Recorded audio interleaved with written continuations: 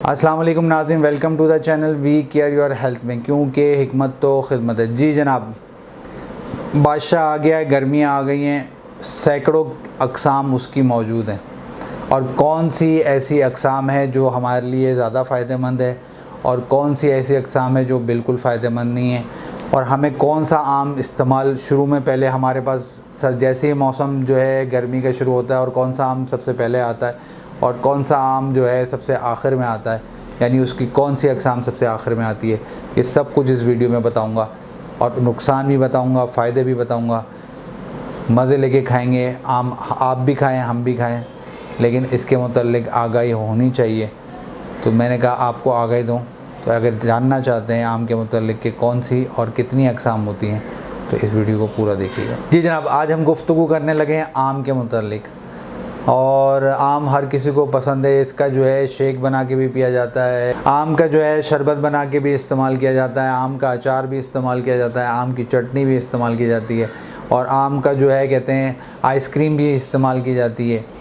बहुत सारी चीज़ों में आम को इस्तेमाल किया जाता है, क्योंकि हर किसी का दिल जो है वो आम पर आता है, ख़ास पे नहीं आता, आम पे आता है। खैर बहरहाल, आगे बढ़ाने से पहले कहूँगा मेरी वीडियो को लाइक करें, शेयर करें, हमारे चैनल को सब्सक्राइब करें। कोई भी मुझसे सवाल पूछना चाहते हैं तो इस नंबर पर मुझसे रब्ता कर सकते हैं।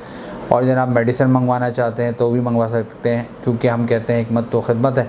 और जनाब यहाँ आपको ये बताता चलूँ कि गर्मियाँ आती हैं तो सबसे पहले जो इसकी अक़साम आती है वो आती है अनवर राठौर, ठीक है ना। बहुत फ़ायदेमंद होती है अनवर राठौर। और जो डायबिटिक पेशेंट होते हैं, शुगर वाले, वो भी जो है अनवर राठौर जो है राठौर साहब को जो है इस्तेमाल कर सकते हैं। छोटा होता है ये आम अनवर राठौर।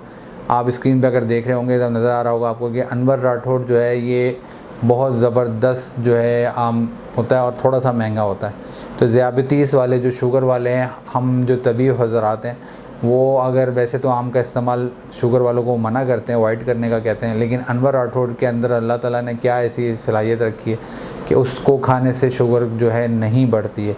तो जो शुगर ज़ियाबतीस वाले हज़रात हैं वो अनवर राठौर का इस्तेमाल करें। वैसे तो आम की बहुत सारी अक़साम में तकसीम किया गया, लेकिन आम तौर पर इसको दो अक़साम में जो है तकसीम किया गया। एक कलमी और एक जो है वो तुख़मी। एक कलमी और एक तुख़मी। तुख़मी जो है वो कदीम ज़माने का जंगली आम जो होता है, वो देसी आम जिसे कहते हैं, वो होता है जनाब तुख़मी। जो मशहूर आमा अक़साम है उनके सामने आपके सामने तस्करा करने लगा हूँ, एक एक करके नाम लूँगा।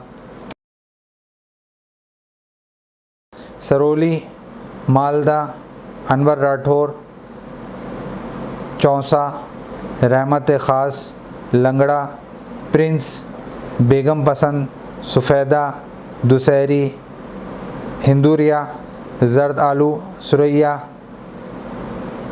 फजरी गोला, मुगलिया हैदराबादी, तोतापरी। जी जनाब, ये इतने ख़तरनाक नाम जो है वो अक़साम के आम आपके सामने हैं। और अब आपको कौन सा पसंद है कौन सा नहीं पसंद है ये तो नहीं मुझे, लेकिन मुझे सिंदड़ी और अनवर राठौर बहुत पसंद है। दुसहरी भी मैं बहुत शौक़ से खाता हूँ। आप ज़रूर कमेंट्स में बताइएगा कि आपको कौन सा आम जो है पसंद है।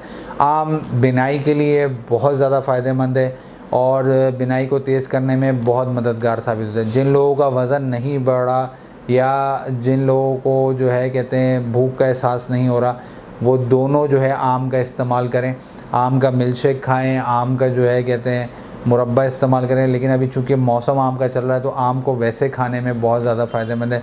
उनको भूख नहीं लग रही, कोई मसला नहीं, वो खाली आम खा लें, उनको भूख का एहसास भी होना शुरू हो जाएगा और उनका वज़न भी बढ़ना शुरू करें। जो पतले हैं, जो अपना वज़न बढ़ाना चाहते हैं, वो आम का इस्तेमाल करें। इसके अलावा जो लोगों महंगापन होता है वो भी जो है कहते हैं, जैसा कि मैंने बिनाई का तस्करा किया, तो उन लोगों को भी चाहिए कि वो आम का इस्तेमाल करें और अपना महंगापन जो है वो बेहतर करते जाएँ। कोई बच्चे होते हैं जो माएँ परेशान होती हैं कि हम किस तरीके से इनका जो है मसला हल नहीं हो रहा था, वो आम जो है उसका इस्तेमाल करवाएं, उससे भी उनका महंगापन बहुत हद तक ठीक हो जाएगा। इसके अलावा जनाब ये विटामिन ए सी जो है इसके अंदर वाफिर मकदार में पाया जाता है, जो कि आपके जिस्म की हड्डियों को भी मजबूत करता है और आँखों को विटामिन ए जो है ना भरपूर अंदाज में तक़वियत देता है। बैक्टीरिया से भी बचाता है, बहुत सारे बैक्टीरिया से जो है आपको बचाता है और जिस्म की क़ुव्वत मुदाफ़ियत को बहुत ज़बरदस्त कर देता है, बहुत बेहतरीन कर देता है। जिस्म की क़ुव्वत मुदाफ़ियत को बेहतर करना चाहते हैं तो जनाब आम का इस्तेमाल करें। इसके अलावा रंग को साफ़ करता है, खूबसूरत दिखना चाहते हैं तो भी आम का इस्तेमाल करें,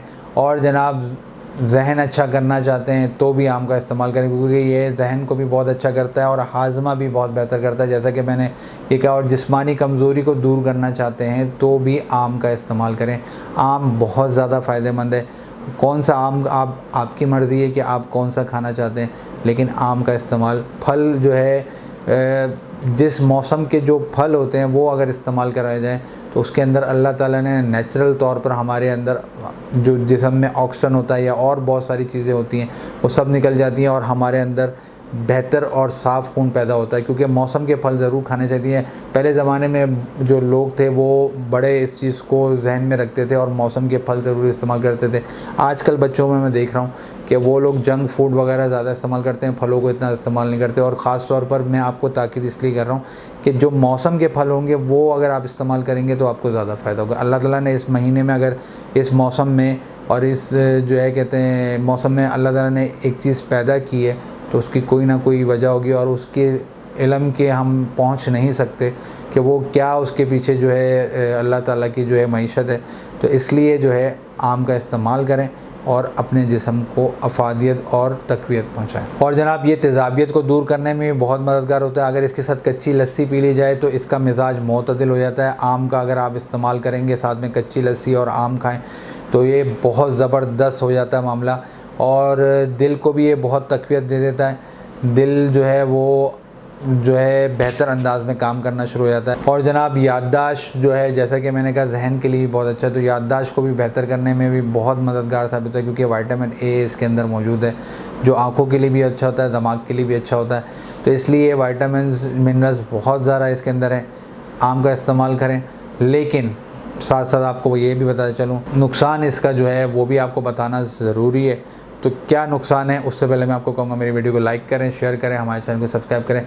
कोई भी सवाल पूछना चाहते हैं तो इस नंबर पर मुझसे रब्ता कर सकते हैं। जी जनाब, आम खाएं एतदाल के साथ, लेकिन बहुत ज़्यादा खाएंगे तो डायरिया हो सकता है और पेचिस भी लग सकते हैं, क्योंकि ये गर्म होता है। और साथ साथ ये भी बता दूँ इसके बहुत ज़्यादा इस्तेमाल से, अगर आप, मैं जैसे कि कच्ची लस्सी का आपको कहा इस्तेमाल कर लें, अगर वो नहीं करें तो पित्त निकल आएगी। तो पित्त जो है बच्चों को निकल आती है। तो आम तौर पर आम 1-2 दिन रोक कर फिर इस्तेमाल करें, या फिर अगर फिर भी मसला ना हल हो रहा हो तो शरबत उनाब जो है वो भी इस्तेमाल कर सकते हैं।